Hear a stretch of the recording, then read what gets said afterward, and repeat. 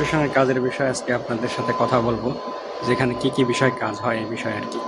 এটা হচ্ছে সাব স্টেশনের যে ৩য় নম্বর যে সাব স্টেশনের রুম সেটা, এবং এর ভিতর কি কি আছে, কিভাবে কাজ হয়, আমরা কি কি কাজ করি এই বিষয়ে আজকে আপনাদেরকে একটা ধারণা এটা হচ্ছে আন্ডারগ্রাউন্ডে যে মোটা মোটা যে কেবলগুলো দেখতে পাচ্ছেন, এই কেবলগুলো যে প্যানেল বোর্ডের সঙ্গে সংযোগ হয়েছে। এই যে উপরে এটা হচ্ছে হলো আন্ডারগ্রাউন্ডের উপরে যে কেবলগুলো দেখছেন, এইগুলোই কিন্তু আন্ডারগ্রাউন্ড থেকে এই প্যানেল বোর্ডে সংযোগ হয়েছে।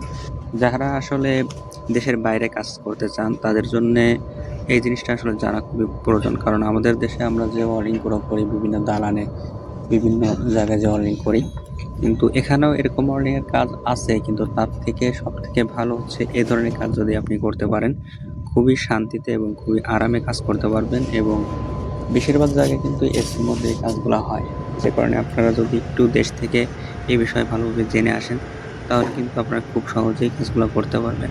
এবং এই কাজগুলা তেমন একটা কঠিনও না, কারণ আপনি যদি ইন্টারভিউ দিয়ে ভালোভাবে টিকে যেতে পারেন, এরপরে কাজ কিন্তু সহজ হয়ে যায়। যে কারণে আমার এই ভিডিওটা করা।